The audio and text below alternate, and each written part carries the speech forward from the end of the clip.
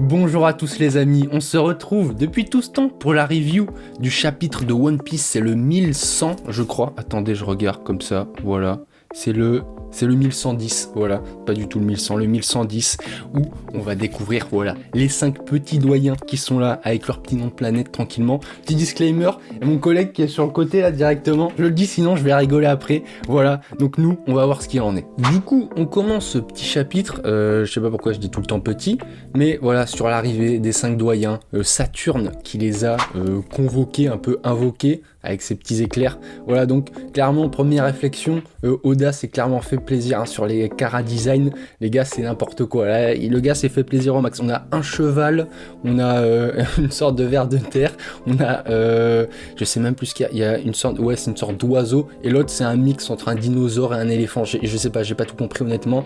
Faut savoir que le cheval, je vous mettrai à planche à l'image, c'est le chauve, là, c'est Vénus, je crois, son nom de planète. J'ai pas compris ce que c'était au début. Il a fallu que je lise le chapitre pour comprendre ce que c'était, parce que quand il y a la planche des 5 là contre Luffy tout seul, j'ai rien compris, hein, c'était clairement brouillon, du moins pour ce mec, le cheval. Mais bref, du coup, ils arrivent et ça embraye directement sur une planche, hein. Les 5 doyens face à Luffy tout seul. Vraiment, on voit qu'ils sont là, ils sont énormes, et on a le tout petit Luffy. Alors bien sûr, que Luffy ne pourra pas se taper contre tous ces mecs tout seul, c'est impossible, il est très fort, mais là c'est next level. On verra plus tard à la fin du chapitre qu'il y a les géants, j'en reparlerai de tout ça parce qu'il y a une ambiance un peu bizarre, mais voilà, on sent que c'est la réflexion que je me suis fait en lisant ce chapitre, c'est on voit que là, One Piece, c'est un nouveau stade. Clairement, les 5 doyens d'un coup, qui aurait pu dire avant que cet arc Egghead commence qu'on allait avoir les 5 doyens d'un coup? Je pense que personne ne l'a vu venir. On sent que on rentre vraiment dans le dernier quart de One Piece. Point que je voulais noter aussi, c'est on voit qu'ils arrivent, et on voit que Sanji commence un peu à paniquer. Bon, pas vraiment paniquer, parce que voilà, homme d'expérience, vous savez. Mais il dit en mode, là c'est chaud, faut se barrer. Et personnellement, alors à ce moment-là, on en reparlera encore à la fin, parce que ça a changé. Mais à ce moment-là, j'étais en mode, ouh, là il y a du danger, tu vois. Là il y a du danger. On avait fait une superbe vidéo sur notre chaîne principale, qui sera dans la description, où on parlait de Onigashima. Et on disait que malgré la présence de 2 empereurs, on sentait pas ce climat de danger. Là, pendant une mini-seconde, parce qu'après c'est parti, mais pendant une mini-seconde, j'ai ressenti, j'étais en mode, oh putain, là il y a les 5 doyens, sont sur la mer de Luffy, Vegapunk, il est en mode, il veut dénoncer là tous les secrets du monde, vous savez, là les mecs rigolent plus du tout. On verra qu'au final, les géants, pour moi, je sais pas si c'est voulu ou pas, ont un peu débunk ce truc, mais on en reparlera. Mais du coup, parlons-en hein, de ces 5 doyens. Ils arrivent et première démonstration de puissance un peu, le chauve là, Vénus, je vous mettrai sa gueule à l'image, je pense que vous voyez, avec le sabre et ce fameux cheval, il arrive et il nique un pacifista. Et à première vue, je regardais la planche, j'étais en mode... il essaye de nous impressionner, Oda, mais c'est nul quoi. Mais en fait non, parce que l'enfoiré il arrive à niquer toute une rangée. Et on voit que ce mec il maîtrise plus ou moins la glace. Je n'ai pas compris. En gros ça nous dit qu'il a niqué les pacifistas parce qu'il a congelé leur système nerveux. Du coup ça fait qu'il n'y a plus rien qui vient. Mais le mec maîtrise, il a congelé. Donc il maîtrise techniquement la glace ou voilà un truc qui s'apparente vraiment à ça. Donc qu'est-ce que c'est que ce bordel? Il y a Aokiji qui a le fruit de la glace. Et on sait que le petit gars des révolutionnaires, je sais pas si vous voyez qui c'est, j'essaierai de vous le mettre à l'écran, je sais même pas si je le trouverai, je sais même pas comment il s'appelle, mais lui aussi, il a fait un petit truc avec son arme, avec la glace. Donc comment ça se fait qu'il maîtrise la glace? Est-ce que c'est juste genre un truc, je sais pas, que j'ai pas compris ou quoi? Mais je me pose vraiment la question. Du coup, voilà, petite démonstration. Voilà, quand au début, j'étais juste en mode, il a niqué le pacifista, c'est nul, mais en fait, non, il a niqué toute la rangée, donc pas mal. Et après, on voit qu'il y a l'oiseau dans le ciel, lui, je crois que c'est Mars, c'est le gars avec les cheveux longs là et la moustache. On voit qu'il est dans le ciel, il surplombe vraiment Egghead pas mal la planche, j'ai trouvé. On voit le labo et tous les marines en bas et tout, elle était pas mal. Petite sensation de danger, c'est pas mal parce que à première vue, les doyens, je sais pas vous, mais à aucun moment ils m'ont fait vraiment peur. Tu sens le danger parce qu'on te dit que c'est les 5 doyens, mais de par leur Kara design, t'es pas en mode genre putain la menace.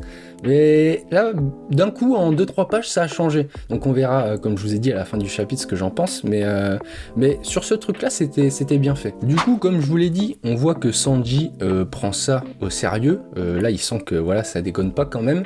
Donc il dit, vite, on se groupe tous au bateau pour se barrer. Sauf qu'il y en a un, il y a Luffy qui se tape contre les 5 doyens, et il y a Zoro aussi qui est pas là. Et du coup, ça j'ai adoré. Il y a t'as Sanji et Jinbei qui font les mecs, oh putain, il est où Zoro, qu'est-ce qu'il branle? Il nous fait perdre du temps et il met tout le monde en danger en se battant contre Lucci. Du coup là t'as Sanji qui dit, oh putain il fait chier, Jinbei il y va, il est en mode, ouais là s'il arrête pas de se battre, je vais le ramener par la force. T'inquiète pas mon grand, tu vas pas avoir besoin de faire ça, parce que du coup Jinbei arrive sur les lieux du combat, Zoro se bat toujours avec Lucci. Et Lucci il dit à Zoro en mode, putain, t'as pas envie d'aller voir qui c'est ce Haki? Ça doit sûrement être les 5 doyens. Il dit non, de toute façon, on le sent sur toute l'île, voilà, j'ai pas besoin de me rapprocher, je vois à peu près ce que c'est. Et du coup, Jinbei qui était en mode, si Zoro il arrête pas de se battre, je vais le ramener de force. T'inquiète pas, parce que Zoro vient de terminer Lucci, hein, tout simplement. Il y a eu des petites attaques là, Madara, je sais pas quoi, Zoro. Je sais pas, parce que la planche, vous savez quoi, je l'ai juste sous le nez, donc je vais aller voir. Mais la planche est un peu bizarre. On voit que Zoro il perd son sabre. Et après, il le fait tourner pour le récup. Je sais pas, j'ai pas tout compris parce qu'à la fin, il est en mode Santoryu, il est en mode 3 sabres. Donc, je sais pas, ça j'ai hâte de le voir dans l'anime. Je pense que ça va être vraiment stylé. Mais on voit que Lucci arrive à faire voler son sabre. Mais ouais. Mais ouais, du coup, Zoro qui nique Lucci. T'inquiète pas, Jinbei, t'auras pas besoin de le ramener par la force. Zoro, voilà. C'était marrant parce que. Il y a des mecs qui pensaient que Lucci allait niquer le Figure 5, voilà, il peut même pas venir à bout de Zoro, donc c'est très drôle. Mais ouais, sinon Zoro, ça fait plaisir parce que ça fait un moment qu'il se battait contre Lucci, et là il l'a terminé, parce que je pense vraiment qu'il l'a terminé, on voit à la planche, il est pas bien, Zoro il a le regard noir, Lucci il est mort. Donc ça fait plaisir, enfin un combat fini, on verra ce que fait Zoro. Est-ce qu'ils vont vraiment se barrer? Je pense qu'il va y avoir une sorte d'évacuation, à un moment c'est pas possible, il y a les 5 doyens, ils peuvent pas se taper les 5 doyens, hein, je pense pas, ou alors ce serait bizarre, genre les mecs arrivent, ils se font descendre d'un coup. Mais sinon voilà, et on termine du coup ce chapitre sur Luffy qui fait face au ver de terre. Alors je sais plus qui c'est celui-là, je sais pas si c'est Saturne, Mars, j'en sais rien. Parce que Vénus c'est le chauve, c'est le cheval, Saturne on sait, Mars c'est probablement l'oiseau j'imagine, je pense que c'est ça. Et c'est Mercure et Jupiter. Je pense que Mercure c'est le mec avec les défenses, la sorte d'éléphant. Donc ça doit probablement être Jupiter, hein, le ver de terre. Donc le ver de terre qui arrive et qui bouffe Luffy. Il arrive, il le gobe clairement, mais vous inquiétez pas parce que les géants arrivent, Dory et Brogy, ils sont là, ils arrivent, ils voient que Luffy se fait bouffer, et là, moment très stylé, j'ai adoré ça, c'est Brogy qui dit à Dory en mode oh putain, regarde, tu l'as reconnu? Et Dory il dit ah ouais putain cette tête me rend nostalgique, une tête nostalgique, un truc comme ça, c'était sympa. Et là c'est en mode bon, on va aller le délivrer, tu vas pas bouffer notre pote comme ça. Ils arrivent et chassent, ils décapitent le ver. Bon, on sait qu'il est pas mort, on a vu Saturne hein, qui s'est pris des méga mandales, il s'est régène en 2-7, donc là ça va être pareil c'est sûr. Mais voilà, il le décapite, Luffy qui sort et qui est en mode oh putain vous êtes là. Et ouais putain c'est trop bien, les géants, et on les voit qui rient à gorge déployée en mode haha c'est trop drôle, on t'a libéré d'un des 5 doyens. Donc voilà, c'est le point sur lequel je voulais revenir, c'est que malgré le fait qu'il y a les 5 doyens, on n'a jamais vu ça dans One Piece, d'un coup ils se réunissent, tu sens le danger, mais les géants, ils sont et ça fait partie de leur nature, ils ont toujours été comme ça, on les a toujours vus rire, ils ont l'air tellement sereins. Vraiment, ils en ont rien à branler, que ce soit les 5 doyens. Vraiment, ils s'en foutent.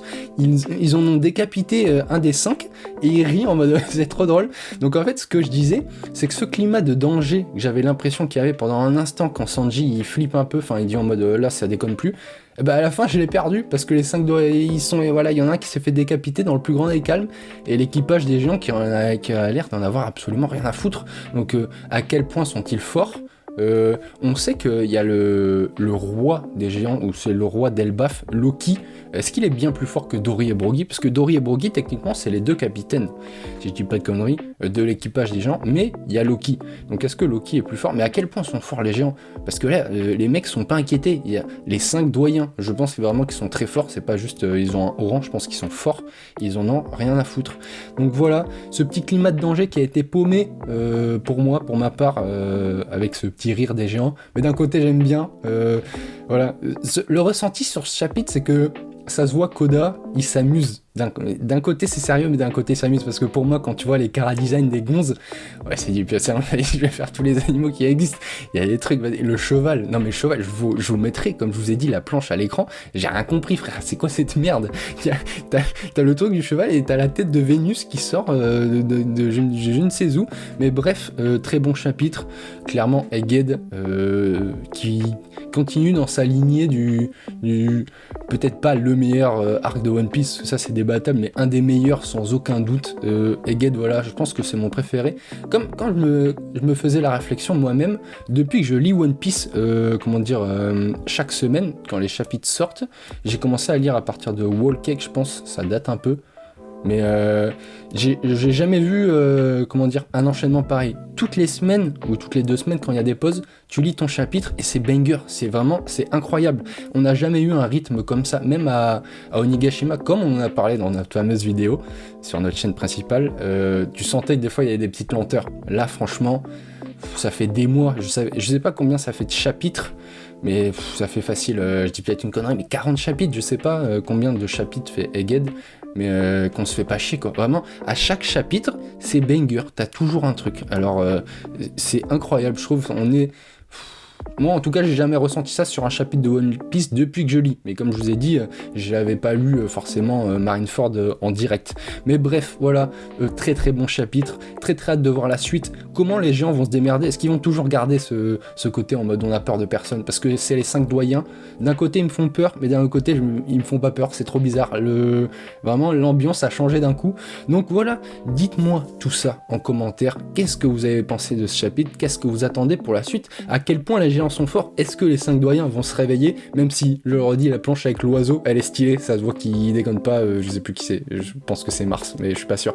Mais bref, voilà, n'hésitez pas à lâcher votre meilleur com, et puis moi je vous dis à la prochaine, salut les mecs.